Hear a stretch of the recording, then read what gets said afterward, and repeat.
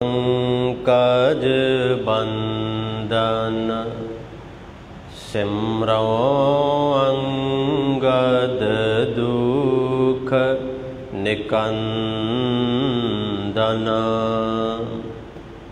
गुरे अमरदास हृदय नित त्याऊ, हृदय नित त्याऊ।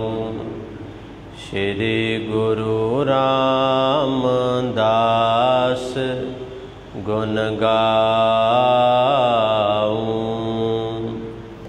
गुरे अर्जुन बिघनन के नाशक, बिघनन के नाशक।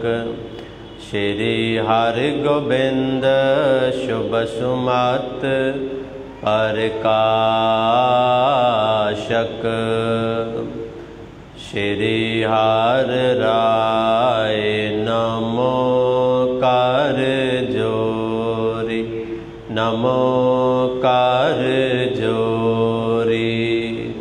श्री हर कृष्ण मनाऊं बहोरी।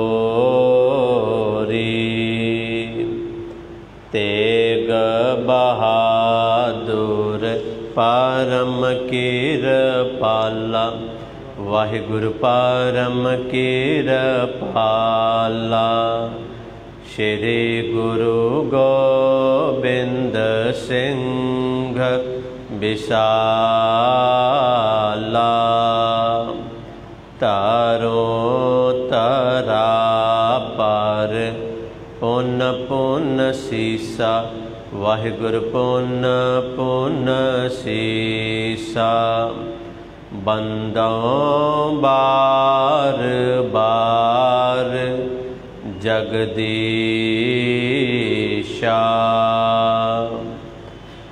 या मह अमृत ज्ञान है, मानिक भगत बैराग। श्री गुरु ग्रंथ साहिब उदध बंदों कार्य अनुराग। एकंकारा सतगुरु तेह प्रसाद सच होए। वाहिगुरु जी की फतेह है, बिघन विनाशन सोए। वाहिगुरु जी की फतेह है, बिघन विनाशन सोए। दिवस चढ़े कालू गह गहाता, लै चट सार चलियो निज साता। पांदे सो बोलियो हित धर कै, देहो बढ़ाए हृदय रुच करके। जुगो जुगे अटल छतर चवर तख्त दे मालिक, सतगुरां दी पावन पवित्र हजूरी विच जुड़ बैठे सत संगी जनों। वडभागे हो जिन्हां ने अमृतमयी पावन गुरबाणी दे कीर्तन श्रवण कीते। जुड़ बैठे हो इस वेले लड़ीवार गुरु नानक साहिब सतगुरां दे जीवन इतिहास की कथा विचार श्रवण करन दे लई। कल दे पिछले प्रसंग विच जो आप जी ने श्रवण किया, गुरु नानक साहब सच्चे पातशाह तलवंडी नगर के अंदर जिस वेले अपनी बाल लीला कर रहे हैं, वो समा है जिस वेले पिता कल्याण दास दे मन विच आया कि इस बच्चे नूं पांदे दे कोल पढ़न वास्ते भेजना चाहिए है, क्योंकि सारे बच्चे पढ़न वास्ते पांदे कोल जाते सन। गुरु नानक साहब नूं भी भेजिया गया, पिता जी छड्ड के आए। पर जिस वेले मेरे पातशाह पांदे कोल पहुँचे ने, पांदा गुरु साहब नूं पढ़ाउंदा है ਤੇ ਮਨ ਦੇ ਅੰਦਰ ਹੈਰਾਨ ਵੀ ਬੜਾ ਹੁੰਦਾ ਹੈ ਕਿ ਜੋ ਮੈਂ ਪੜ੍ਹਾਉਣਾ ਹੈ ਤੇ ਪਹਿਲਾਂ ਹੀ ਸਭ ਕੁਝ ਜਾਣਦੇ ਹਨ। ਸਾਹਿਬ ਸੱਚੇ ਪਾਤਸ਼ਾਹ ਜੀ ਨੇ ਪੱਟੀ ਬਾਣੀ ਜਿਹੜੀ ਹੈ ਇਤਿਹਾਸਕਾਰ ਕਹਿੰਦੇ ਨੇ ਉਸ ਵੇਲੇ ਇਸੇ ਜਗ੍ਹਾ 'ਤੇ ਉਚਾਰੀ, ਉਸ ਪਾਂਧੇ ਨੂੰ ਸੰਬੋਧਨ ਕਰਕੇ। ਦੁਪਹਿਰ ਤੱਕ ਮੇਰੇ ਪਾਤਸ਼ਾਹ ਜੀ ਨੂੰ ਵਾਪਸ ਘਰ ਭੇਜ ਦਿੱਤਾ ਗਿਆ, ਵਾਪਸ ਪਹੁੰਚ ਗਏ। ਮਾਂ ਵੀ ਬੜੀ ਹੈਰਾਨ ਹੈ, ਇਹ ਕੀ ਹੋ ਗਿਆ। ਸ਼ਾਮ ਨੂੰ ਪਿਤਾ ਕਲਿਆਣ ਦਾਸ ਆਏ, ਉਹ ਵੀ ਬੜੇ ਹੈਰਾਨ ਜਦੋਂ ਦੱਸਿਆ ਗਿਆ ਕਿ ਬਾਲਕ ਤੇ ਨਾਨਕ ਤੇ ਸ਼ਾਮ ਨੂੰ ਵਾਹਿਗੁਰੂ ਦੁਪਹਿਰੇ ਹੀ ਵਾਪਸ ਆ ਗਿਆ। ਮਨ ਦੇ ਅੰਦਰ ਬੜੀਆਂ ਵਿਚਾਰਾਂ ਨੇ ਪਿਤਾ ਕਲਿਆਣ ਦਾਸ ਦੇ। ਇੱਧਰ ਗੁਰੂ ਸਾਹਿਬ ਸ਼ਾਮ ਨੂੰ ਬੱਚਿਆਂ ਦੇ ਨਾਲ ਗਲੀ ਵਿੱਚ ਖੇਡਦੇ ਹਨ, ਜਿਵੇਂ ਆਮ ਬੱਚੇ ਖੇਡਦੇ ਨੇ, ਬਿਲਕੁਲ ਉਸੇ ਤਰ੍ਹਾਂ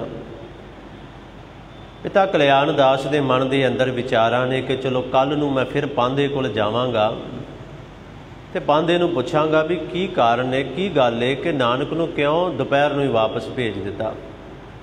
ਰਾਤ ਬੀਤੀ, ਅਗਲਾ ਦਿਨ ਚੜ੍ਹਿਆ। ਕਿਵੇਂ ਹੁਣ ਪਿਤਾ ਕਲਿਆਣ ਦਾਸ ਪਾਂਧੇ ਦੇ ਕੋਲ ਮੇਰੇ ਪਾਤਸ਼ਾਹ ਨੂੰ ਲੈ ਕੇ ਜਾਂਦੇ ਹਨ। ਕੀ ਕੁਝ ਭਾਣਾ ਵਾਪਰਦਾ ਹੈ, ਕੀ ਰਹਿਮਤਾਂ ਮੇਰੇ ਪਾਤਸ਼ਾਹ ਜੀ ਕਰਦੇ ਨੇ ਤੇ ਕਿਵੇਂ ਪਾਂਧਾ ਪਿਤਾ ਕਲਿਆਣ ਦਾਸ ਨੂੰ ਵੀ ਸਮਝਾਉਂਦਾ ਹੈ ਸਤਿਗੁਰਾਂ ਦੇ ਬਾਰੇ। ਇਹ ਆਪਾਂ ਅੱਜ ਇਸ ਅਗਲੇ ਪ੍ਰਸੰਗ ਵਿੱਚ ਵਿਚਾਰਨਾ ਹੈ। ਸਤਿਗੁਰੂ ਰਹਿਮਤ ਕਰਨ। ਵਿਚਾਰਾਂ ਦੀ ਆਰੰਭਤਾ ਤੋਂ ਪਹਿਲਾਂ ਆਪਣੀਆਂ ਮਨੋਬ੍ਰਿਤੀਆਂ ਨੂੰ ਕਰੋ ਇਕਾਗਰ, ਰਸਨਾ ਨੂੰ ਕਰੋ ਪਵਿੱਤਰ, ਕਰੋ ਗੁਰਫਤਿਹ ਦੀ ਸਾਂਝ। ਵਾਹਿਗੁਰੂ ਜੀ ਕਾ ਖਾਲਸਾ, ਵਾਹਿਗੁਰੂ ਜੀ ਕੀ ਫਤਿਹ। ਹਾਂਜੀ। ਦਿਵਸ ਚੜ੍ਹੇ ਕਾਲੂ ਗਏ ਹੱਥਾ, ਲੈ ਜਨਸਾਰ ਚਲਿਓ ਨਿਜ ਸਾਥਾ। ਭਾਈ ਸਾਹਿਬ ਜੀ, ਭਾਈ ਸੰਤੋਖ ਸਿੰਘ ਕਹਿੰਦੇ ਦਿਨ ਚੜ੍ਹਿਆ, ਪਿਤਾ ਕਲਿਆਣ ਦਾਸ ਜੀ ਉੱਠੇ, ਗੁਰੂ ਨਾਨਕ ਸਾਹਿਬ ਉੱਠੇ ਨੇ। ਵੈਸੇ ਇਤਿਹਾਸਕਾਰਾਂ ਨੇ ਬੜੇ ਕਮਾਲ ਦੇ ਬਚਨ ਕਹੇ ਨੇ ਕਿ ਬਚਪਨ ਤੋਂ ਹੀ ਮੇਰੇ ਪਾਤਸ਼ਾਹ ਜੀ ਅੰਮ੍ਰਿਤ ਵੇਲੇ ਉੱਠਦੇ ਸਨ, ਅੰਮ੍ਰਿਤ ਵੇਲੇ ਦੀ ਸੰਭਾਲ ਉਹ ਕਰਦੇ ਸਨ। ਅੱਜ ਭਾਵੇਂ ਜੋ ਮਰਜ਼ੀ ਕੁਝ ਕਿਹਾ ਜਾਵੇ, ਪਰ ਇਹ ਕਦੇ ਨਹੀਂ ਹੋ ਸਕਦਾ ਕਿ ਜਿਸ ਅੰਮ੍ਰਿਤ ਵੇਲੇ ਉੱਠਣ ਦੀ ਗੱਲ ਗੁਰੂ ਨਾਨਕ ਸਾਹਿਬ ਆਪ ਕਰਦੇ ਹੋਣ ਤੇ ਉਹ ਅੰਮ੍ਰਿਤ ਵੇਲਾ ਉਹ ਆਪ ਹੀ ਨਾ ਸਾਂਭਦੇ ਹੋਣ। ਕਹਿੰਦੇ ਖੈਰ ਦਿਨ ਚੜ੍ਹਿਆ, ਮਾਂ ਤ੍ਰਿਪਤਾ ਨੇ ਮੇਰੇ ਪਾਤਸ਼ਾਹ ਜੀ ਨੂੰ, ਗੁਰੂ ਨਾਨਕ ਸਾਹਿਬ ਨੂੰ ਤਿਆਰ ਕੀਤਾ ਹੈ। ਦਿਨ ਚੜ੍ਹਿਆ ਤੇ ਕਾਲੂ ਨੇ ਗੁਰੂ ਨਾਨਕ ਸਾਹਿਬ ਦਾ ਹੱਥ ਪਕੜਿਆ ਤੇ ਚਟਸਾਲ ਵੱਲ, ਜਿੱਥੇ ਪਾਂਧਾ ਬੱਚਿਆਂ ਨੂੰ ਪੜ੍ਹਾਉਂਦਾ ਹੈ ਨਾ, ਉਸ ਪਾਸੇ ਗੁਰੂ ਨਾਨਕ ਸਾਹਿਬ ਨੂੰ ਲੈ ਕੇ ਚੱਲੇ ਹਨ।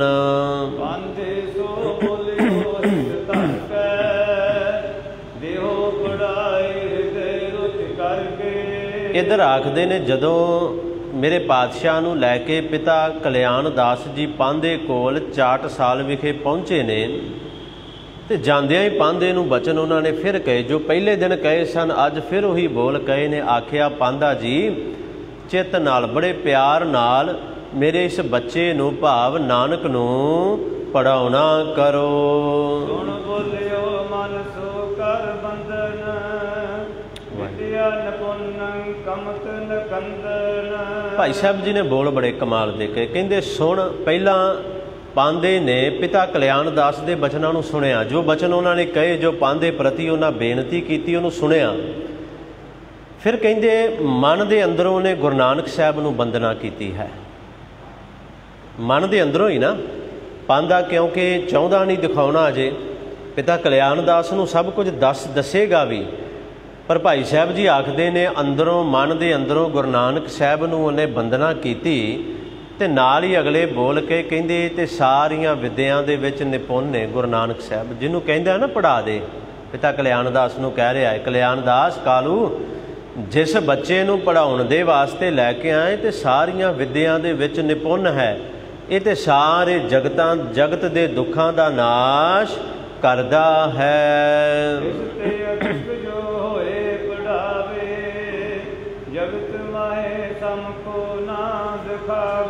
ਪਾਂਧੇ ਨੇ ਅਗਲੇ ਬੋਲ ਕਹੇ, ਕਹਿੰਦੇ ਕੋਈ ਇਸ ਤੇ ਸਮਾਨ ਹੋਵੇ ਤੇ ਇਹਨੂੰ ਪੜ੍ਹਾਵੇ, ਜਾਂ ਕੋਈ ਇਹਦੇ ਤੋਂ ਵੱਧ ਪੜ੍ਹਿਆ ਹੋਵੇ ਤੇ ਇਹਨੂੰ ਪੜ੍ਹਾਵੇ। ਕੋਈ ਇਹਦੇ ਸਮਾਨ ਹੋਏ ਜਿਹੜਾ ਇਹਦੇ ਜਿੰਨੀ ਵਿਦਿਆ ਜਾਣਦਾ ਹੋਵੇ, ਨਾਨਕ ਜਿੰਨੀ ਵਿਦਿਆ, ਤਾਂ ਹੀ ਕਹਿੰਦੇ ਇਹਨੂੰ ਪੜ੍ਹਾ ਸਕਦਾ ਹੈ ਨਾ। ਜਗਤ ਮਾਹੇ ਸਮ ਕੋ ਨਾ ਦਿਸਾਵੈ। ਪਾਂਧੇ ਨੇ ਬੋਲ ਬੜੇ ਕਮਾਲ। ਇਹ ਬੜੀ ਭਾਵਨਾ ਦੇ ਬਚਨ ਨੇ, ਭਾਵਨਾ ਤੇ ਪਿਆਰ ਵਾਲੇ ਬੋਲ ਨੇ। आख्या इहदे समान कोई होवे जगत विच मैनू इहदे वर्गा कोई इहदे समान कोई दूजा नहीं दिसदा जिन्हों इन्ना ज्ञान होवे। संसार विच कोई दूजा नहीं। असल विच पांदे दे कहण दा भाव यह है कालू इस बच्चे नूं पढ़ाउण वाला दुनिया ते कोई दूजा नहीं है जिहड़ा इस बच्चे नूं पढ़ा सकदा है।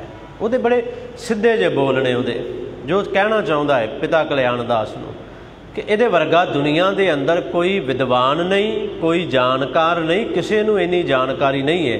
हाँ जगत माहे सम को ना दिसावै। उन्हें आख्या मैनू जगत दे अंदर गुरु नानक साहब दे समान कोई भी दूजा नज़र नहीं आउंदा।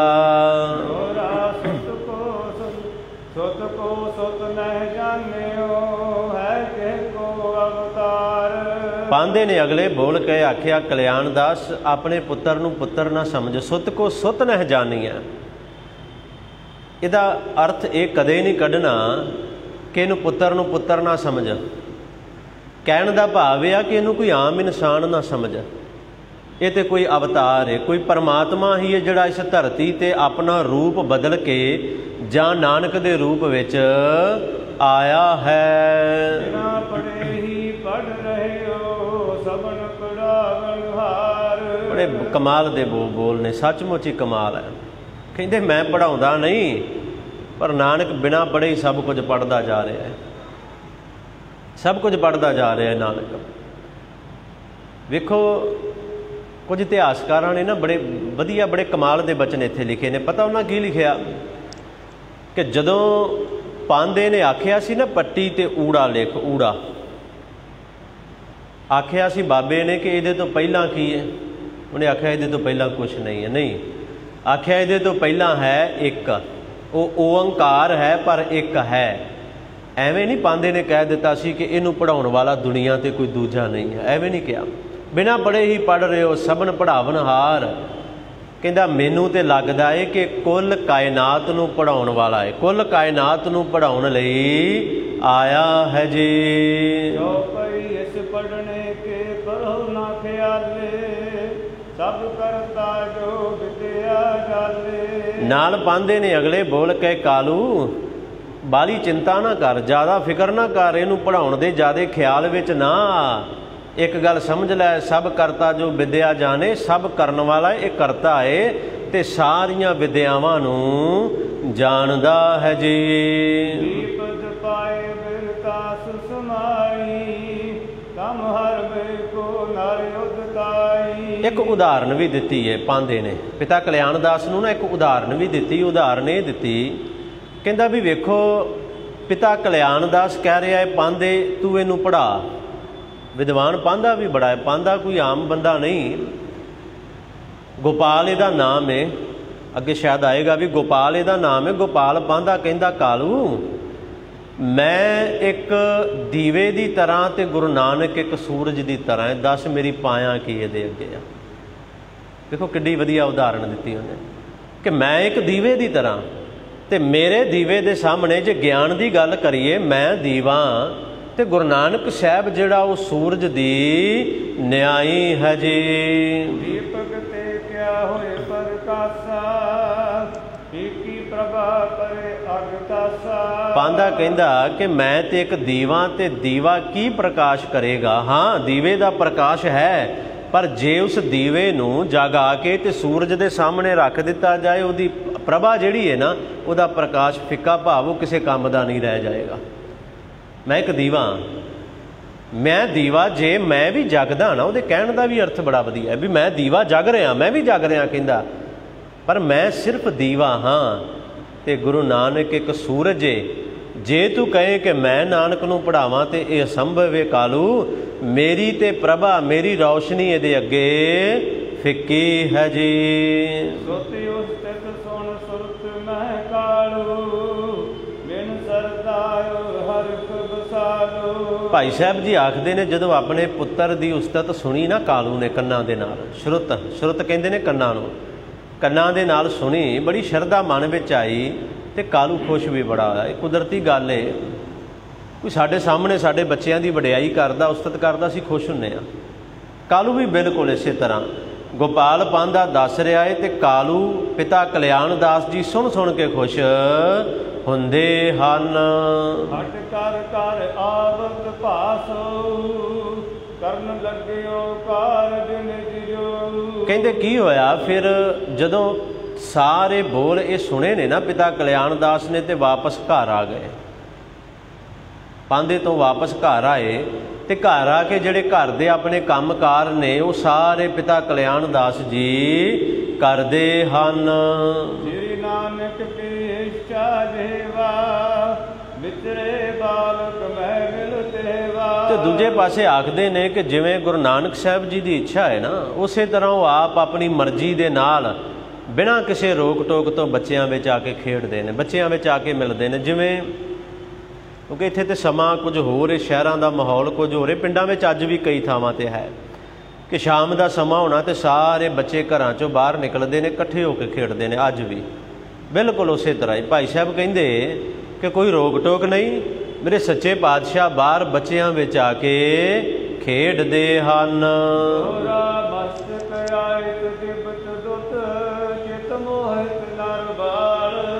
ਹੁਣ ਗੁਰੂ ਨਾਨਕ ਸਾਹਿਬ ਜੀ ਦੀ ਵਡਿਆਈ ਕਰ ਰਹੇ ਨੇ ਭਾਈ ਸਾਹਿਬ। ਕਹਿੰਦੇ ਮਸਤਕ ਆਯੁਤ, ਆਯੁਤ ਕਹਿੰਦੇ ਨੇ ਚੌੜੇ ਨੂੰ, ਮੱਥਾ ਚੌੜਾ ਹੈ ਗੁਰੂ ਨਾਨਕ ਸਾਹਿਬ ਦਾ, ਬਾਲ ਅਵਸਥਾ ਹੈ, ਮੱਥਾ ਚੌੜਾ ਹੈ। ਨਾਲ ਹੀ ਕਹਿੰਦੇ ਦਿਪਤ ਦੁੱਤ, ਚਿਹਰਾ ਬੜਾ ਨੂਰਾਨੀ ਹੈ, ਬੜਾ ਨੂਰਾਨੀ ਚਿਹਰਾ ਹੈ ਸਤਿਗੁਰਾਂ ਦਾ। ਚਿੱਤ ਮੋਹਤ ਨਰ ਬਾਲ, ਨਰ ਕਹਿੰਦੇ ਨੇ ਇਨਸਾਨ, ਬਾਲ ਭਾਵ ਬੱਚੇ।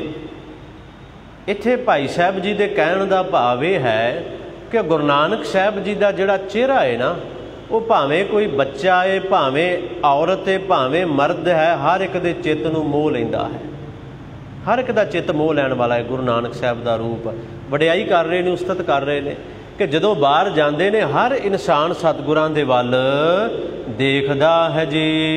ਕਮਲ ਦਲਨ ਸੇ ਦ੍ਰਿਗ ਲਲਤ ਆਲਿਆ ਲਾਜ ਵਿਸਾਰ। ਨਾਲ ਭਾਈ ਸਾਹਿਬ ਜੀ ਕਹਿੰਦੇ ਕਿ ਸਤਿਗੁਰਾਂ ਦੀਆਂ ਅੱਖਾਂ ਜਿਹੜੀਆਂ ਨੇ ਨਾ, ਵੈਸੇ ਕਮਲ ਦਲਨ ਸੇ ਦ੍ਰਿਗ ਲਲਿਤ, ਇਹਦੇ ਅਰਥ ਬੜੇ ਕਮਾਲ ਦੇ ਨੇ। ਕਹਿੰਦੇ ਕਮਲ ਦੀਆਂ ਜਿਵੇਂ ਪੰਖੁੜੀਆਂ ਨੇ ਉਵੇਂ ਸਤਿਗੁਰਾਂ ਦੇ ਬੁੱਲ ਹਨ। ਬਚਪਨ ਦੀ ਅਵਸਥਾ ਹੈ ਨਾ, ਬਿਲਕੁਲ ਉਸੇ ਤਰ੍ਹਾਂ ਦੇ। ਆਲਿਆ ਲਾਜ ਵਿਸਾਲ, ਅੱਖਾਂ ਜਿਹੜੀਆਂ ਨੇ ਨਾ ਸ਼ਰਮ ਦਾ ਘਰ ਨੇ, ਭਾਵ ਅੱਖਾਂ ਵਿੱਚ ਅਤ ਦੀ ਨਿਮਰਤਾ ਨਜ਼ਰ ਆਉਂਦੀ ਹੈ, ਝੁਕੀਆਂ ਰਹਿੰਦੀਆਂ ਨੇ ਸਦਾ। ਗੁਰੂ ਨਾਨਕ ਸਾਹਿਬ ਦੀ ਵਡਿਆਈ ਕਰਦੇ ਹਨ।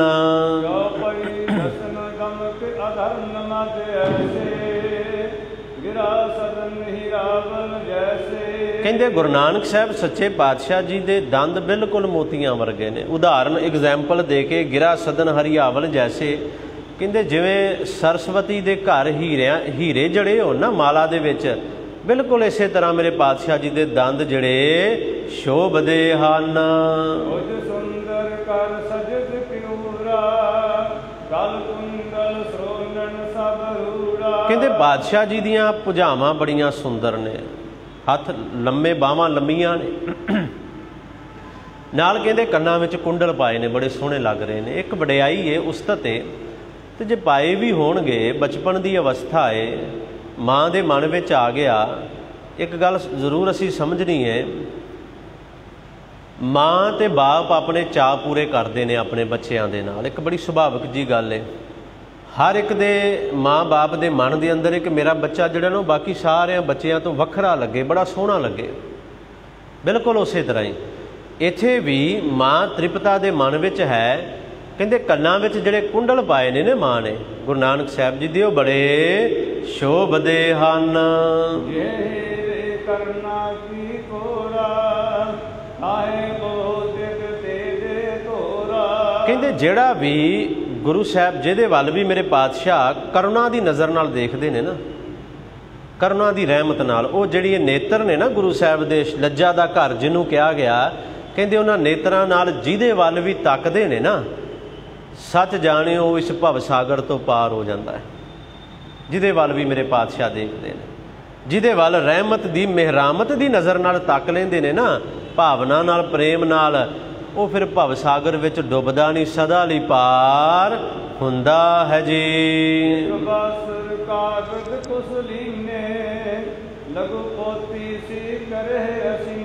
ਭਾਈ ਸਾਹਿਬ ਜੀ ਆਖਦੇ ਨੇ ਇਸੇ ਤਰ੍ਹਾਂ ਦਿਨ ਲੰਘਦੇ ਗਏ।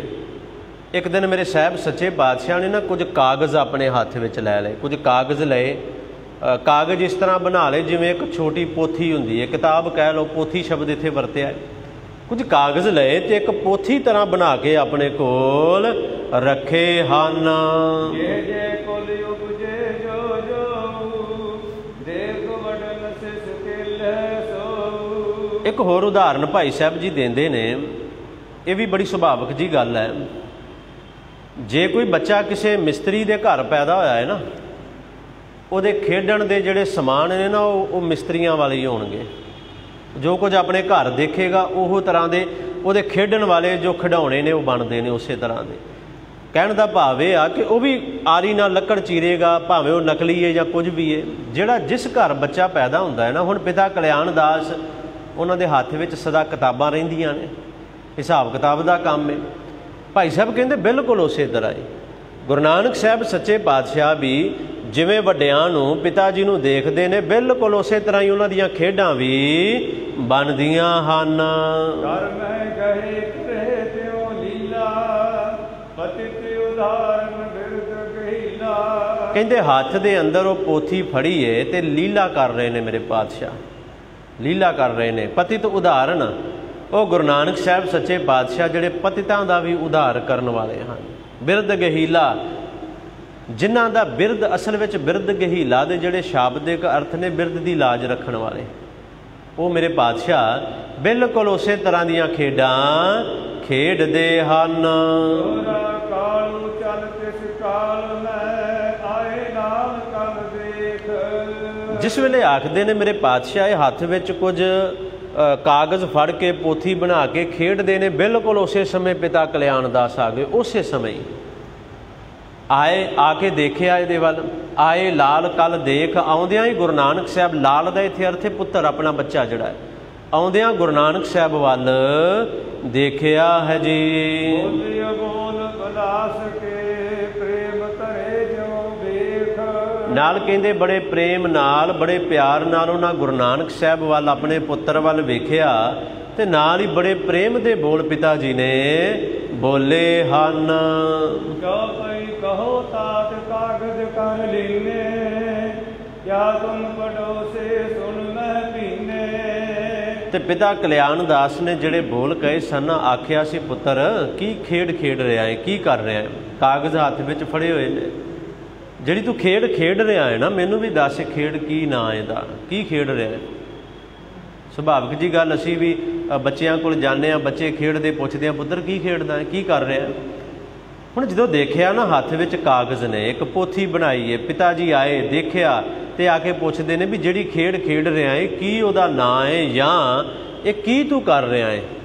ਤੇ ਪਿਤਾ ਜੀ ਨੇ ਆਖਿਆ ਵੀ ਮੈਨੂੰ ਵੀ ਇਹਦੇ ਬਾਰੇ ਦੱਸ। ਹਾਂਜੀ। ਨੈਕ ਨਾ ਇਸਿਓ ਤੇਰਤ ਕਾਹੂ, ਹਿਰਦਾ ਲਗਾਇਓ ਕਾਗਜ਼ ਮਾਹੂ। ਪਿਤਾ ਜੀ ਨੇ ਆਖਿਆ, ਕਹਿੰਦੇ ਬੜਾ ਮਗਨ ਹੋ ਕੇ ਲੱਗਾ ਹੋਇਆ, ਨਾ ਇੱਧਰ ਦੇਖ ਰਿਹਾ ਹੈ ਨਾ ਉੱਧਰ ਦੇਖ ਰਿਹਾ ਹੈ, ਧਿਆਨ ਤੇਰਾ ਕਿਸੇ ਹੋਰ ਪਾਸੇ ਨਹੀਂ, ਇਹਨਾਂ ਪੋਥੀ ਦੇ ਵਿੱਚ, ਇਹਨਾਂ ਵਰਕਿਆਂ ਦੇ ਵਿੱਚ ਹੀ ਤੇਰਾ ਧਿਆਨ ਹੈ ਪੁੱਤਰ। ਤੇ ਕੀ ਗੱਲ, ਕਿਹੜੀ ਇਹੋ ਜਿਹੀ ਖੇਡ ਹੈ ਜਿਹਦੇ ਵੱਲ ਧਿਆਨ ਆਸੇ ਪਾਸੇ ਹੀ ਨਹੀਂ ਜਾ ਰਿਹਾ, ਕਿੰਨਾ ਮਗਨ ਹੋ ਰਿਹਾ ਹੈ? ਮੈਨੂੰ ਵੀ ਇਹਦੇ ਬਾਰੇ ਦੱਸ, ਇਸ ਖੇਡ ਦਾ ਨਾਂ ਕੀ ਹੈ ਜਾਂ ਕੀ ਖੇਡਣਾ ਚਾਹ ਰਿਹਾ ਹੈ? ਗੁਰੂ ਨਾਨਕ ਸਾਹਿਬ ਉਦੋਂ ਇਕੱਲੇ ਬੈਠੇ ਸਨ, ਜਦੋਂ ਇਹ ਸਾਰੀ ਘਟਨਾ ਵਾਪਰ ਰਹੀ ਹੈ ਨਾ, ਇਕੱਲੇ ਬੈਠੇ ਨੇ। ਤੇ ਪਿਤਾ ਕਲਿਆਣ ਦਾਸ ਜੀ ਆ ਕੇ ਪੁੱਛਦੇ ਹਨ, ਕਿਉ ਪੰਡਤ ਵੇਦਾਂਤ ਵਿਚਾਰਤ, ਨੈਕ ਨ ਮਨ ਕੋ ਕਿਤਹੁ ਕਾਰਤ। ਪਿਤਾ ਕਲਿਆਣ ਦਾਸ ਕਹਿੰਦੇ ਪੁੱਤਰ ਐਵੇਂ ਬੈਠਾ ਜਿਵੇਂ ਪੰਡਿਤ ਜਿਹੜੇ ਵਿਦਵਾਨ ਜਿਹੜੇ ਵੇਦਾਂ ਨੂੰ ਵਿਚਾਰਦੇ ਨੇ ਨਾ, ਜਦੋਂ ਵੇਦਾਂ ਦੀ ਵਿਚਾਰ ਕਰਦੇ ਨੇ ਉਹ ਸੱਜੇ ਖੱਬੇ ਨਹੀਂ ਕਹਿੰਦਾ ਵੇਖਦੇ, ਉਹ ਬਿਲਕੁਲ ਮਗਨ ਹੋ ਜਾਂਦੇ ਨੇ ਉਹਦੇ ਅੰਦਰ, ਬਿਲਕੁਲ ਮਗਨ। ਤੇ ਤੂੰ ਬਿਲਕੁਲ ਉਹਨਾਂ ਵਿਦਵਾਨ ਪੰਡਤਾਂ ਦੀ ਤਰ੍ਹਾਂ ਬੈਠਾ ਹੈ। ਕਰ ਪਿਤਾ ਬਚਨ ਕੋ ਬੋਲੇ, ਸੰਪਟ ਬਿਰਦਮ ਅੰਮ੍ਰਿਤ ਖੋਲੇ। ਭਾਈ ਸਾਹਿਬ ਜੀ ਆਖਦੇ ਨੇ ਪਿਤਾ ਕਲਿਆਣ ਦਾਸ ਦੇ ਇਹਨਾਂ ਬਚਨਾਂ ਨੂੰ ਸੁਣਿਆ, ਗੁਰੂ ਨਾਨਕ ਸਾਹਿਬ ਸੱਚੇ ਪਾਤਸ਼ਾਹ ਨੇ ਸੁਣਿਆ ਤੇ ਸੰਪਟ ਬਿਦਰਮ ਅੰਮ੍ਰਿਤ ਖੋਲੇ, ਬੋਲੇ ਨੇ ਮੇਰੇ ਪਾਤਸ਼ਾਹ। ਅਸਲ ਵਿੱਚ ਜਦੋਂ ਗੁਰੂ ਨਾਨਕ ਸਾਹਿਬ ਬੋਲੇ ਨੇ ਨਾ, ਤੇ ਭਾਈ ਸਾਹਿਬ ਜੀ ਕਹਿੰਦੇ ਵੀ ਜਿਵੇਂ ਇੱਕ ਮਠਿਆਈ ਦਾ ਡੱਬਾ ਭਾਵ ਬੜੇ ਮਧੁਰ ਬੜੇ ਮਿਠਾਸ ਵਾਲੇ ਬੋਲਾਂ ਦੇ ਨਾਲ ਜਵਾਬ ਦਿੰਦੇ ਹਨ। ਸ਼ਬਦ ਸਲੋਕੀ ਪੜ੍ਹੋ ਗੀਤਾ, ਅਰਥ ਵਿਚਾਰੋ ਤੇ ਕਰ ਪ੍ਰੀਤਾ। ਆਖਿਆ ਪਿਤਾ ਜੀ ਮੈਂ ਸਪਤ ਸਲੋਕੀ ਗੀਤਾ ਪੜ੍ਹ ਰਿਹਾ ਹਾਂ। ਪਿਤਾ ਕਲਿਆਣਦਾਸ ਨੇ ਆਖਿਆ ਕੀ ਪੜ੍ਹ ਰਿਹਾ ਹੈ? ਬੜਾ ਧਿਆਨ ਮਗਨ ਹੈ ਤੇਰਾ। ਆਖਿਆ ਪਿਤਾ ਜੀ ਮੈਂ ਗੀਤਾ ਪੜ੍ਹ ਰਿਹਾ, ਤੇ ਇਕੱਲਾ ਪੜ੍ਹ ਨਹੀਂ ਰਿਹਾ, ਮੈਂ ਇਹਦੇ ਅਰਥ ਵੀ ਵਿਚਾਰ ਰਿਹਾ ਹਾਂ। ਮੈਂ ਇਹਦੇ ਅਰਥ ਵੀ, ਹੁਣ ਕਹੋਗੇ ਕਿ ਗੁਰੂ ਨਾਨਕ ਸਾਹਿਬ ਗੀਤਾ ਪੜ੍ਹ ਰਹੇ ਸਨ, ਤੇ ਗੁਰੂ ਨਾਨਕ ਸਾਹਿਬ ਸੱਚੇ ਪਾਤਸ਼ਾਹ ਜਦੋਂ ਇਸ ਜਗਤ ਦੇ ਅੰਦਰ ਆਏ, ਦੱਸੋ ਇਸ ਹਿੰਦੁਸਤਾਨ ਦੀ ਧਰਤੀ 'ਤੇ ਹੋਰ ਗ੍ਰੰਥ ਕਿਹੜੇ ਸਨ?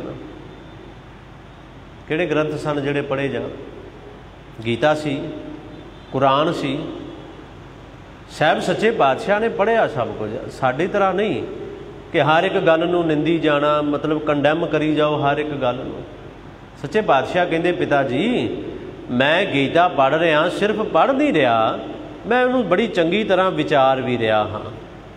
ਕੋਸ਼ਿਸ਼ ਮਤਲਬ ਇਹ ਕਰ ਰਿਹਾ ਕਿ ਜੋ ਗੀਤਾ ਵਿੱਚ ਲਿਖਿਆ ਉਹਦਾ ਮਾਇਨਾ ਕੀ ਹੈ, ਉਹਦਾ ਮਤਲਬ ਕੀ ਹੈ, ਉਹਦਾ ਮੂਲ ਭਾਵ ਕੀ ਹੈ, ਮੈਂ ਇਹ ਵੀ ਵਿਚਾਰਦਾ ਹਾਂ। ਇਸ ਤੇ ਪੜਨ ਵਿਚਾਰਨ ਕਰਕੇ ਸੁਭ ਮਾਰਗ ਪਰ ਹੈ ਹਿਤ ਧਰ ਕੇ। ਕਹਿੰਦੇ ਜਿਹਦੇ ਪੜਨ ਦੇ ਨਾਲ ਵਿਚਾਰਨ ਦੇ ਨਾਲ ਇਨਸਾਨ ਜਿਹੜਾ ਸ਼ੁਭ ਮਾਰਗ ਤੇ ਚੱਲ ਸਕਦਾ ਹੈ, ਚੰਗੇ ਮਾਰਗ ਤੇ। ਜਿਹਨੂੰ ਪੜਨ ਦੇ ਨਾਲ, ਜਿਹਨੂੰ ਵਿਚਾਰਨ ਦੇ ਨਾਲ ਚੰਗੇ ਰਸਤੇ ਤੇ ਚੱਲਿਆ ਜਾ ਸਕਦਾ ਹੈ, ਮੈਂ ਉਹਨੂੰ ਪੜ੍ਹ ਰਿਹਾ, ਉਹਨੂੰ ਵਿਚਾਰ ਵੀ ਰਿਹਾ, ਤੇ ਮੈਂ ਗੀਤਾ ਪੜ੍ਹਦਾ ਪਿਆ। ਹੁਣ ਹੈਰਾਨੀ ਤਾਂ ਹੋਏਗੀ ਪਿਤਾ ਕਲਿਆਣਦਾਸ ਨੂੰ। ਇੱਕ ਛੋਟਾ ਜਿਹਾ ਬਾਲਕ, ਉਮਰ ਬੜੀ ਛੋਟੀ ਹੈ, ਜਿਹਨੇ ਤਾਂ ਅਜੇ ਤੱਕ ਗੀਤਾ ਦੇਖੀ ਨਹੀਂ ਹੋਏਗੀ ਚੰਗੀ ਤਰ੍ਹਾਂ। ਉਹ ਗ੍ਰੰਥ ਜਿਨ੍ਹਾਂ ਗ੍ਰੰਥਾਂ ਨੂੰ ਪੜ੍ਹਨ ਦੀ ਗੱਲ ਕਰ ਰਿਹਾ ਹੈ, ਵੀ ਉਹ ਗ੍ਰੰਥ ਵੇਖੇ ਨਹੀਂ ਹੋਣਗੇ ਚੰਗੀ ਤਰ੍ਹਾਂ। ਵੇਖੋ ਜਦੋਂ ਗੁਰੂ ਨਾਨਕ ਸਾਹਿਬ ਸੱਚੇ ਪਾਤਸ਼ਾਹ ਜੀ ਦੇ ਬਾਰੇ ਪੜ੍ਹਦੇ ਆ ਨਾ ਬਚਨ, ਇਹ ਇੱਕ ਬਚਨ ਤੇ ਜਿਹੜਾ ਸਾਨੂੰ ਸਭ ਨੂੰ ਯਾਦ ਹੈ ਕਿ ਆਪ ਨਾਰਾਇਣ ਕਲਾ ਧਾਰ ਜਗ ਮਹਿ ਪਰਵਰਿਓ। ਆਪ ਨਾਰਾਇਣ ਕਲਾ ਧਾਰ। ਕਲਾ ਧਾਰ ਸ਼ਬਦ ਦੇ ਅਰਥ ਬੜੇ ਵੱਡੇ ਨੇ। ਇਹ ਕਲਾ ਹੀ, ਇਹ ਕਲਾ ਧਾਰ ਦਾ ਹੀ ਹੋ ਰਿਹਾ ਸਾਰਾ ਕੁਛ ਜੋ ਇੱਥੇ ਹੋ ਰਿਹਾ ਨਾ। ਗੀਤਾ ਪੜ੍ਹ ਕੇ ਸੁਣਾਉਣੀ, ਪਾਂਧੇ ਨੂੰ ਪੜ੍ਹਾ ਦੇਣਾ, ਅੱਗੇ ਬੜਾ ਕੁਝ ਹੋਰ ਵੀ ਆਏਗਾ। ਅਜੇ ਤਾਂ ਪੰਡਤ ਦੀ ਵਾਰੀ ਆਉਣੀ ਹੈ, ਅਜੇ ਇਸ ਤੋਂ ਬਾਅਦ ਫਿਰ ਵੈਦ ਦੀ ਵਾਰੀ ਵੀ ਆਉਣੀ ਹੈ। ਇਹ ਕਲਾ ਧਾਰ ਇਹੀ ਹੈ। ਹੋਰ ਆਪ ਨਾਰਾਇਣ ਕਲਾ ਧਾਰ, ਜਿਹੜਾ ਨਾਰਾਇਣ ਤੇ ਪਰਮਾਤਮਾ ਹੈ, ਕਲਾ ਧਾਰ ਇਹ ਕਲਾ ਹੀ ਹੈ ਜਿਹੜੀ ਉਹ ਸਾਰੀ, ਇਹੀ ਕਲਾ ਧਾਰ ਹੈ। ਭਾਈ ਸਾਹਿਬ ਕਹਿੰਦੇ ਕਿ ਪਿਤਾ ਨੇ ਪੁੱਛਿਆ ਪੁੱਤਰ ਕੀ ਗੱਲ? ਬੜਾ ਡੂੰਘੀਆਂ ਸੋਚਾਂ ਵਿੱਚ ਆਖਿਆ ਮੈਂ ਪੜ੍ਹ ਰਿਹਾ, ਵਿਚਾਰ ਰਿਹਾ ਉਹਨੂੰ ਜਿਹਨੂੰ ਪੜ੍ਹਨ ਦੇ ਨਾਲ ਇਨਸਾਨ ਸਿੱਧੇ ਰਸਤੇ ਤੇ, ਉਹ ਜਿਹੜਾ ਪਰਮਾਤਮਾ ਦਾ ਰਸਤਾ ਨਾ, ਉਸ ਰਸਤੇ ਤੇ ਚੱਲਦਾ ਹੈ। ਹੋਰਾ ਕਾਲੂ ਔਰ ਚਰਜ ਕਰਤ ਚਰਜ ਬਚਨ ਸੁਣੇ ਜੋ, ਲਖਨੇ ਕੀ ਲਾਲਸ ਲਗੀ ਕੂੜ ਕੇ ਸਾਚ ਬਣੇ ਜੋ। ਭਾਈ ਸਾਹਿਬ ਜੀ ਕਹਿੰਦੇ ਜਦੋਂ ਕਾਲੂ ਨੇ ਸੁਣਿਆ ਨਾ ਇਹ ਕੁਝ, ਪਿਤਾ ਨੇ ਸੁਣਿਆ, ਬੜਾ ਹੈਰਾਨ, ਅਚਰਜ ਵਿੱਚ ਹੈਰਾਨ ਹੋ ਗਿਆ ਵੀ ਇਹ ਕੀ ਹੋ ਗਿਆ, ਇਹ ਕੀ ਬੋਲ ਬੱਚਾ ਬੋਲ ਰਿਹਾ ਏ, ਇਹ ਕੀ ਹੋ ਗਿਆ ਗੀਤਾ। ਤੇ ਮਨ ਦੇ ਅੰਦਰ ਲਾਲਸਾ ਇੱਕ ਆਈ ਪਿਤਾ ਕਲਿਆਣਦਾਸ ਦੇ ਵੀ ਅੱਜ ਦੇਖਦਾ ਪਾਂਧਾ ਸੱਚ ਕਹਿੰਦਾ ਹੈ ਕਿ ਪਾਂਧਾ ਐਵੇਂ ਝੂਠ ਹੀ ਛੱਡੀ ਜਾਂਦਾ ਹੈ। ਇੱਕ ਲਾਲਸਾ ਮਨ ਦੇ ਅੰਦਰ ਆ ਗਈ ਕਿ ਹਾਂ ਪਾਂਧਾ ਵੀ ਸੱਚ ਕਹਿ ਰਿਹਾ ਹੈ ਕਿ ਝੂਠ ਤਾਂ ਨਹੀਂ ਕਹਿ ਰਿਹਾ, ਤੇ ਨਾਨਕ ਜਿਹੜੇ ਬੋਲ ਕਹਿ ਰਿਹਾ ਮੈਂ ਗੀਤਾ ਪੜ੍ਹਨ ਲੱਗਾ ਇਹ ਵੀ ਸੱਚ ਹੀ ਕਹਿ ਰਿਹਾ ਹੈ ਕਿ ਨਹੀਂ। ਇਹ ਸਾਰਾ ਕੁਝ ਜਾਣਨ ਦੀ ਲਾਲਸਾ ਪਿਤਾ ਜੀ ਦੇ ਮਨ ਵਿੱਚ ਆਈ ਹੈ। ਭਾਈ ਮੁਝ ਕੋ ਪੜ੍ਹ ਕਰ ਦਿਓ ਸੁਣਾਈ, ਅਰਥ ਪਨੋ ਜਿਉ ਪਰੇ ਲਿਖਾਈ। ਤੇ ਪਿਤਾ ਜੀ ਨੇ ਆਖਿਆ ਨਾਨਕ ਮੈਨੂੰ ਪੜ੍ਹ ਕੇ ਸੁਣਾ, ਫਿਰ ਮੈਨੂੰ ਵੀ ਚੰਗੀ ਤਰ੍ਹਾਂ ਪੜ੍ਹ ਕੇ ਸੁਣਾ, ਪੜ੍ਹ ਕੇ ਵੀ ਸੁਣਾ, ਤੇ ਜਿਵੇਂ ਤੂੰ ਅਰਥ ਸਮਝ ਰਿਹਾ ਹੈ ਨਾ ਉਹ ਅਰਥ ਵੀ ਮੈਨੂੰ ਸੁਣਾਉਣਾ ਕਰੋ। ਸੁਣ ਪਿਤ ਕੀ ਬਾਣੀ ਸੁਖ ਖਾਨੀ, ਅਰਥ ਕਹਿਤ ਤੇ ਜੇ ਦੁਖ ਹਾਨੀ। ਭਾਈ ਸਾਹਿਬ ਜੀ ਕਹਿੰਦੇ ਦੁੱਖ ਹਾਨੀ, ਦੁੱਖਾਂ ਨੂੰ ਹਨ ਕਰਨ ਵਾਲਾ, ਹਰਨ ਵਾਲਾ ਗੁਰੂ ਨਾਨਕ ਸਾਹਿਬ ਸੱਚੇ ਪਾਤਸ਼ਾਹ ਪਿਤਾ ਜੀ ਦੀ ਮਧੁਰ ਮਿੱਠੀ ਬਾਣੀ ਨੂੰ ਸੁਣਿਆ, ਤੇ ਪਿਤਾ ਜੀ ਨੇ ਆਖਿਆ ਸੁਣਾ, ਤੇ ਮੇਰੇ ਪਾਤਸ਼ਾਹ ਜੀ ਸੁਣਾਉਣ ਲੱਗੇ ਹਨ। ਅਰਥ ਬਖਾਨੇ ਸਤਿਗੁਰ ਪੂਰੇ, ਭਵ ਤਾਰਨ ਕੋ ਜੇ ਪਦ ਰੂਰੇ। ਭਾਈ ਸਾਹਿਬ ਜੀ ਕਹਿੰਦੇ ਮੇਰੇ ਪਾਤਸ਼ਾਹ ਨੇ ਅਰਥ ਪੂਰੇ ਸੁਣਾਏ। ਹੁਣ ਲੱਗ ਪਏ ਸੁਣਾਉਣ, ਪਿਤਾ ਨੇ ਆਖਿਆ ਸੁਣਾਓ, ਲੱਗ ਪਏ ਸੁਣਾਉਣ ਗੁਰੂ ਸਾਹਿਬ ਅਰਥ ਬਖਾਨੇ ਸਤਿਗੁਰ ਪੂਰੇ, ਭਵ ਤਾਰਨ ਕੋ ਜੇ ਪਦ ਰੂਰੇ। ਉਹ ਗੁਰੂ ਨਾਨਕ ਸਾਹਿਬ ਸੱਚੇ ਪਾਤਸ਼ਾਹ ਜਿਨ੍ਹਾਂ ਦੇ ਚਰਨ ਕਮਲ ਭਵ ਸਾਗਰ ਤੋਂ ਪਾਰ ਕਰਨ ਵਾਲੇ ਹਨ। ਪਿਤਾ ਨੇ ਕਿਹਾ ਤੇ ਮੇਰੇ ਪਾਤਸ਼ਾਹ ਜੀ ਅਰਥ ਗੀਤਾ ਦੇ, ਜੋ ਗੀਤਾ ਕਿਹਾ ਨਾ ਸਪਤ ਸ਼ਲੋਕੀ ਗੀਤਾ, ਉਹਦੇ ਅਰਥ ਕਰਦੇ ਹਨ। ਬਚਨ ਬਦਤ ਅਦਭੁਤ ਲਗ ਕੀਤਾ, ਸੁਨਤ ਤਾਤ ਮਿਰਗ ਘੰਟ ਕਪ੍ਰੀਤਾ। ਕਹਿੰਦੇ ਬੜੇ ਪਿਆਰ ਦੇ ਨਾਲ ਮੇਰੇ ਪਾਤਸ਼ਾਹ ਪੜ੍ਹਦੇ ਨੇ ਬਚਨ ਬਦਤ ਅਦਭੁਤ ਲਗ ਗੀਤਾ। ਅੱਛਾ, ਅਦਭੁਤ ਅਰਥ ਕਰ ਰਹੇ ਨੇ, ਇਹ ਨਹੀਂ ਕਿ ਜਿਹੜੇ ਅਰਥ ਹਰ ਕੋਈ ਕਰ ਰਿਹਾ ਹੈ ਉਹ ਅਰਥ ਗੁਰੂ ਨਾਨਕ ਸਾਹਿਬ ਕਰਦੇ ਪਏ ਨੇ। ਕਹਿੰਦੇ ਨਹੀਂ, ਬੜੇ ਅਦਭੁਤ, ਬੜੇ ਅਚਰਜ ਕਰਨ ਵਾਲੇ, ਹੈਰਾਨ ਕਰਨ ਵਾਲੇ ਅਰਥ ਜਿਹੜੇ ਨੇ ਉਹ ਕਰ ਰਹੇ ਨੇ। ਇੱਕ ਬੜੀ ਕੁਦਰਤੀ, ਬੜੀ ਸੁਭਾਵਿਕ ਜੀ ਗੱਲ ਹੈ। ਜੇ ਮੇਰੇ ਮਨ ਦੇ ਅੰਦਰ ਆਵੇ ਕਿ ਮੈਂ ਜੋ ਗੁਰੂ ਗ੍ਰੰਥ ਸਾਹਿਬ ਦੇ ਅਰਥ ਮੈਂ ਕਰ ਰਿਹਾ ਜਾਂ ਜਿਹੜੇ ਮੈਨੂੰ ਪਤਾ ਨੇ ਉਹੀ ਸਹੀ ਨੇ, ਤੇ ਸ਼ਾਇਦ ਇਹ ਸਭ ਤੋਂ ਵੱਡੀ ਸ਼ਬਦ ਵਰਤਾਂ ਬੇਵਕੂਫੀ ਤੇ ਸਹੀ ਰਹੇਗਾ। ਸਾਡੇ ਮਨ ਦੇ ਅੰਦਰ ਵੀ ਇੱਕ ਵਹਿਮ ਜਿਹੜਾ ਉਹ ਪੈਦਾ ਹੋ ਗਿਆ ਕਿ ਜੋ ਗੁਰੂ ਗ੍ਰੰਥ ਸਾਹਿਬ ਦੀ ਬਾਣੀ ਨੂੰ ਅਸੀਂ ਜਾਣਿਆ ਉਹ ਕੋਈ ਹੋਰ ਨਹੀਂ ਜਾਣ ਸਕਿਆ, ਜੋ ਅਰਥ ਅਸੀਂ ਜਾਣੇ ਨੇ ਉਹ ਕੋਈ ਹੋਰ ਨਹੀਂ ਜਾਣ ਸਕਿਆ। ਤੇ ਇਹ ਬੜੀ ਵੱਡੀ ਇੱਕ ਮੂਰਖਤਾ ਵਾਲੀ ਗੱਲ ਹੋਏਗੀ।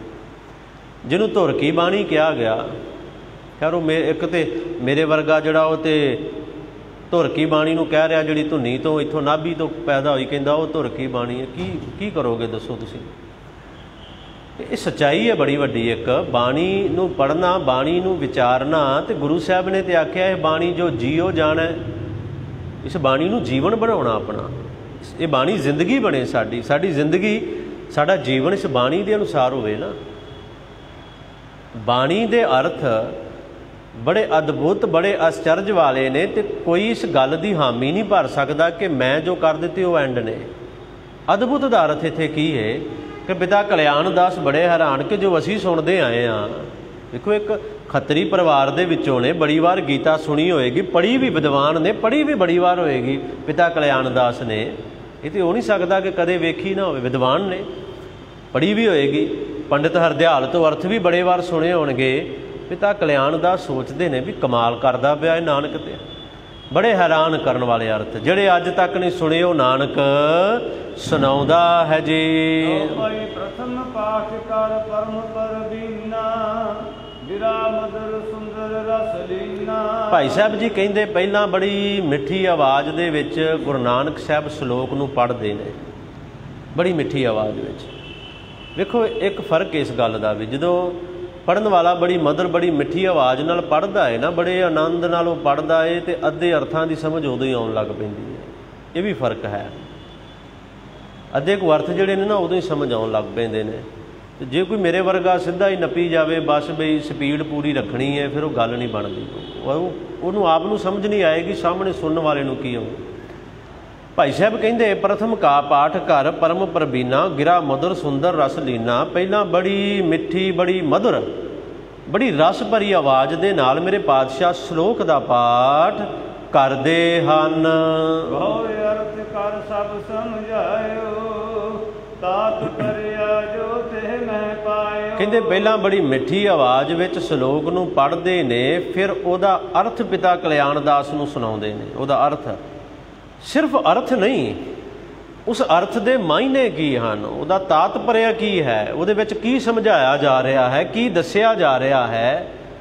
ਸਿਰਫ ਅਰਥਾਂ ਤੱਕ ਨਹੀਂ। ਵੇਖੋ, ਅਰਥ ਤੇ ਅਸੀਂ ਵੀ ਸਿੱਧੇ ਕਰਦੇ ਜਾ ਰਹੇ ਹਾਂ, ਅਰਥ ਬਾਣੀ ਦੇ ਬੜੇ ਸਿੱਧੇ ਕਰਦੇ ਹੋਣਗੇ, ਪਰ ਉਹਨਾਂ ਦਾ ਮਾਇਨਾ ਕੀ ਹੈ, ਇਹਦੇ ਅੰਦਰ ਸਮਝਾਇਆ ਕੀ ਗਿਆ। ਕਹਿੰਦੇ ਉਹ ਬਿਲਕੁਲ ਮੇਰੇ ਪਾਤਸ਼ਾਹ ਜੀ ਉਸੇ ਤਰ੍ਹਾਂ ਪਿਤਾ ਨੂੰ ਸਮਝਾਉਂਦੇ ਹਨ।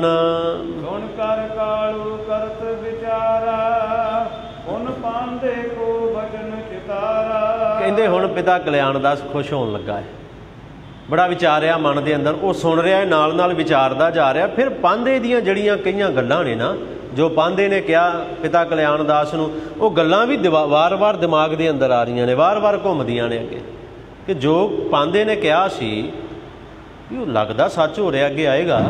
ਭਾਈ ਸਾਹਿਬ ਕਹਿੰਦੇ ਕਿ ਸੁਣ ਕੇ ਪਿਤਾ ਖੁਸ਼ ਵੀ ਹੋ ਰਿਹਾ ਹੈ, ਤੇ ਪਾਂਧਾ ਗੋਪਾਲ ਪਾਂਧੇ ਦੀਆਂ ਗੱਲਾਂ ਵੀ ਵਿਚਾਰਦਾ ਹੈ ਜੀ। ਸਤਿ ਮਤ ਮਿਤ ਕਿਤ ਜਾਤ ਜਾਤੀ, ਵਿਆਹ ਲਗੂ ਮੈਂ ਇਤੀ ਮਤ ਕਾਕੀ। ਮਨ ਦੇ ਅੰਦਰ ਵਿਚਾਰਿਆ ਕਿ ਗੱਲ ਠੀਕ ਹੈ, ਉਹਨੇ ਕਿਹਾ ਸੀ ਅਨੰਤ ਬੁੱਧੀ ਹੈ, ਬੜੀ ਛੋਟੀ ਉਮਰ ਦੇ ਅੰਦਰ ਇੰਨੀ ਮਤ, ਇੰਨਾ ਗਿਆਨ ਕਿਹਨੂੰ ਹੁੰਦਾ ਹੈ।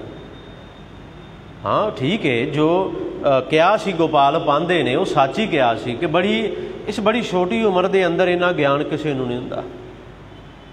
ਉਮਰ ਛੋਟੀ ਹੈ, ਪਰ ਜਦੋਂ ਗੁਰਿਆਈ ਦੀ ਗੱਲ ਆਉਂਦੀ ਹੈ ਨਾ, ਜਦੋਂ ਆਪ ਨਾਰਾਇਣ ਕਲਾ ਧਾਰ ਦੀ ਗੱਲ ਆਉਂਦੀ, ਉਦੋਂ ਉਮਰ ਜਿਹੜੀ ਉਹ ਮਾਇਨੇ ਨਹੀਂ ਰੱਖਦੀ। ਗੁਰੂ ਹਰਕ੍ਰਿਸ਼ਨ ਸਾਹਿਬ ਦਾ ਜੀਵਨ ਆਪਾਂ ਪੜ੍ਹਦੇ ਹਾਂ, ਉਸ ਵੇਲੇ ਵੇਖੋ ਇਹ ਵਡਿਆਈਆਂ ਨੇ ਇੱਥੇ ਛੋਟੀ ਉਮਰ ਦੇ ਅੰਦਰ ਗੀਤਾ ਪੜ੍ਹ ਕੇ ਅਰਥ ਕਰ ਰਹੇ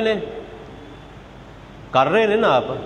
ਉੱਥੇ ਉਸ ਛੋਟੀ ਉਮਰ ਦੇ ਅੰਦਰ ਲੋਕ ਜੋ ਮਰਜ਼ੀ ਕਹਿਣ, ਉਸ ਛੋਟੀ ਉਮਰ ਦੇ ਅੰਦਰ ਸਿਰ 'ਤੇ ਛੜੀ ਰੱਖ ਕੇ ਗੂੰਗੇ ਤੋਂ ਅਰਥ ਕਰਵਾ ਗਏ। ਕੋਈ ਫਰਕ ਥੋੜ੍ਹੀ ਇਹਦੇ ਵਿੱਚ। ਅਰਥ ਕਰਵਾਤੇ, ਉਸ ਗੂੰਗੇ ਝੀਵਰ ਤੋਂ ਅਰਥ ਕਰਵਾਤੇ ਮੇਰੇ ਪਾਤਸ਼ਾਹ। ਪਿਤਾ ਕਲਿਆਣ ਦਾਸ ਬੜਾ ਹੈਰਾਨ ਕਿ ਠੀਕ ਹੈ, ਗੱਲ ਤੇ ਸੱਚੀ ਹੈ ਗੋਪਾਲ ਪਾਂਧੇ ਦੀ।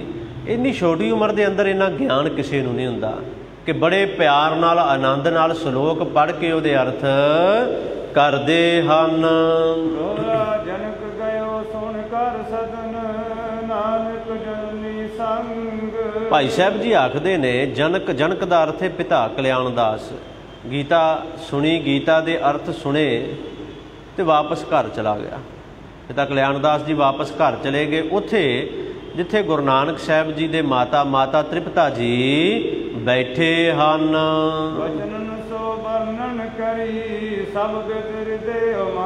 ਕਹਿੰਦੇ ਬੜੇ ਪਿਆਰ ਨਾਲ, ਬੜੇ ਉਤਸ਼ਾਹ ਨਾਲ, ਬੜੀ ਖੁਸ਼ੀ ਦੇ ਨਾਲ ਜੋ ਕੁਝ ਵਾਪਰਿਆ ਨਾ, ਜੋ ਕੁਝ ਹੋਇਆ ਪਿੱਛੇ, ਜੋ ਕੁਝ ਵਾਪਰਿਆ, ਜੋ ਕੁਝ ਪਿਤਾ ਕਲਿਆਣ ਦਾਸ ਜੀ ਵੇਖ ਕੇ ਆਏ, ਗੁਰੂ ਨਾਨਕ ਸਾਹਿਬ ਤੋਂ ਸੁਣ ਕੇ ਆਏ, ਉਹ ਹੁਣ ਆਪਣੀ ਅਰਧਾਂਗਣੀ ਭਾਵ ਮਾਤਾ ਤ੍ਰਿਪਤਾ ਜੀ ਨੂੰ ਸੁਣਾਉਣ ਲੱਗੇ ਨੇ, ਦੱਸਣ ਲੱਗੇ ਨੇ ਕੀ ਕੁਝ ਹੋਇਆ, ਕੀ ਕੁਝ ਵਾਪਰਿਆ, ਬੜੇ ਉਤਸ਼ਾਹ ਨਾਲ, ਬੜੀ ਖੁਸ਼ੀ ਨਾਲ। ਗੁਰੂ ਨਾਨਕ ਸਾਹਿਬ ਸੱਚੇ ਪਾਤਸ਼ਾਹ ਜੀ ਦੇ ਪਿਤਾ ਜੀ ਮਨ ਵਿੱਚ ਖੁਸ਼ੀ ਵੀ ਬੜੀ ਛੇਤੀ ਆਉਂਦੀ ਸੀ ਤੇ ਮਨ ਉਦਾਸ ਵੀ ਬੜੀ ਛੇਤੀ ਹੁੰਦਾ ਸੀ ਵੀ ਇਹ ਕੀ ਕਰੇਗਾ। ਧਰਮ ਵਾਲੇ ਪਾਸੇ ਵੇਖ ਲਿਆ, ਮਨ ਖੁਸ਼ ਹੈ ਕਿ ਹਾਂ ਵਿੱਦਿਆ ਬੜੀ ਏ, ਕਮਾਲ, ਇੰਨੀ ਛੋਟੀ ਉਮਰ ਦੇ ਅੰਦਰ ਇੰਨਾ ਗਿਆਨ। ਪਰ ਜਦੋਂ ਅੱਗੇ ਜਾ ਕੇ ਦੇਖਣਗੇ ਨਾ ਵੀ ਵਪਾਰ ਵਾਲੇ ਪਾਸੇ ਮਨ ਨਹੀਂ ਲਾਉਂਦਾ, ਉਦੋਂ ਮਨ ਉਦਾਸ ਵੀ ਬੜਾ ਹੋਏਗਾ ਪਿਤਾ ਕਲਿਆਣ ਦਾਸ ਦਾ। ਇਹ ਸਭ ਅੱਗੇ ਘਟਨਾਵਾਂ ਜਿਹੜੀਆਂ ਉਹ ਲਗਾਤਾਰ ਵਾਪਰਨਗੀਆਂ। ਹੁਣ ਘਰ ਪਹੁੰਚੇ ਨੇ, ਮਾਤਾ ਤ੍ਰਿਪਤਾ ਜੀ ਨਾਲ ਬਚਨ ਵਿਲਾਸ ਕਰਨਗੇ ਪਿਤਾ ਕਲਿਆਣ ਦਾਸ ਜੀ। ਇੱਧਰ ਗੁਰੂ ਨਾਨਕ ਸਾਹਿਬ ਸੱਚੇ ਪਾਤਸ਼ਾਹ ਤਲਵੰਡੀ ਨਗਰ ਦੇ ਅੰਦਰ ਬੜੀਆਂ ਰਹਿਮਤਾਂ ਦੀ ਵਰਖਾ ਕਰ ਰਹੇ ਨੇ, ਬੜੀਆਂ ਬਖਸ਼ਿਸ਼ਾਂ। ਗੱਲ ਪੱਕੀ ਏ, ਗੁਰੂ ਅਰਜਨ ਸਾਹਿਬ ਸੱਚੇ ਪਾਤਸ਼ਾਹ ਜੀ ਨੇ ਜਿਹੜੇ ਬੋਲ ਕਹੇ ਨੇ ਨਾ, ਮੈਂ ਮੂਰਖ ਕੀ ਕੇਤਕ ਬਾਤ ਹੈ, ਕੋਟ ਪਰਾਦੀ ਤਰਿਆ ਰੇ, ਗੁਰੂ ਨਾਨਕ ਜਿਨ ਸੁਣਿਆ ਪੇਖਿਆ ਸੇ ਫਿਰ ਗਰਭਾਸ ਨਾ ਭਰਿਆ ਰੇ। ਧੰਨ ਨੇ ਉਹ ਜਿਹੜੇ ਤਲਵੰਡੀ ਨਗਰ ਦੇ ਅੰਦਰ ਮੇਰੇ ਪਾਤਸ਼ਾਹ ਜੀ ਦੇ ਦਰਸ਼ਨ ਦੀਦਾਰ ਕਰ ਰਹੇ ਨੇ, ਖੇਡਦੇ ਨੂੰ ਦੇਖ ਰਹੇ ਨੇ ਗੁਰੂ ਨਾਨਕ ਸਾਹਿਬ ਜੀ। ਕਿੰਨਾ ਆਨੰਦ ਹੈ ਉਸ ਨਗਰ ਦੇ ਅੰਦਰ, ਕਿੰਨੀਆਂ ਰਹਿਮਤਾਂ, ਕਿੰਨੀਆਂ ਬਖਸ਼ਿਸ਼ਾਂ ਉਸ ਨਗਰ ਤਲਵੰਡੀ ਦੇ ਅੰਦਰ ਹੋਣਗੀਆਂ, ਜਿਹਨੂੰ ਅੱਜ ਨਨਕਾਣਾ ਸਾਹਿਬ ਅਸੀਂ ਕਹਿੰਦੇ ਹਾਂ। ਜਿਨ੍ਹਾਂ ਗਲੀਆਂ ਦੇ ਅੰਦਰ ਮੇਰੇ ਪਾਤਸ਼ਾਹ ਦੌੜਦੇ ਨੇ, ਖੇਡਦੇ ਨੇ, ਜਿਨ੍ਹਾਂ ਖੇਤਾਂ ਵਿੱਚ ਜਾ ਕੇ ਮੱਝਾਂ ਚਰਾਉਣੀਆਂ ਨੇ ਅੱਗੇ, ਕਿੰਨਾ ਆਨੰਦ ਉੱਥੇ ਹੋਏਗਾ। ਸੋ ਸਤਿਗੁਰੂ ਰਹਿਮਤ ਕਰਨ, ਸਮਾਂ ਸਮਾਪਤ ਹੈ। ਅੱਜ ਇੰਨੀਆਂ ਕੁ ਬੇਨਤੀਆਂ ਆਪ ਜੀ ਨੇ ਪ੍ਰਵਾਨ ਕਰ ਲੈਣੀਆਂ। ਗੁਰੂ ਇਤਿਹਾਸ ਦੀ ਵਿਚਾਰ ਕਰਦਿਆਂ ਬੇਅੰਤ ਭੁੱਲਾਂ ਹੋ ਗਈਆਂ ਹਨ। ਸਤਿਗੁਰੂ ਸੱਚੇ ਪਾਤਸ਼ਾਹ ਤੇ ਆਪ ਸਰਬੱਤ ਸੰਗਤ ਬਖਸ਼ਣਹਾਰ ਹੋ ਜੀ। ਬੇਅੰਤ ਭੁੱਲਾਂ ਦੀ ਖਿਮਾ ਕਰੋ, ਗੁਰੂ ਫਤਿਹ ਦੀ ਸਾਂਝ। ਵਾਹਿਗੁਰੂ ਜੀ ਕਾ ਖਾਲਸਾ, ਵਾਹਿਗੁਰੂ ਜੀ ਕੀ ਫਤਿਹ।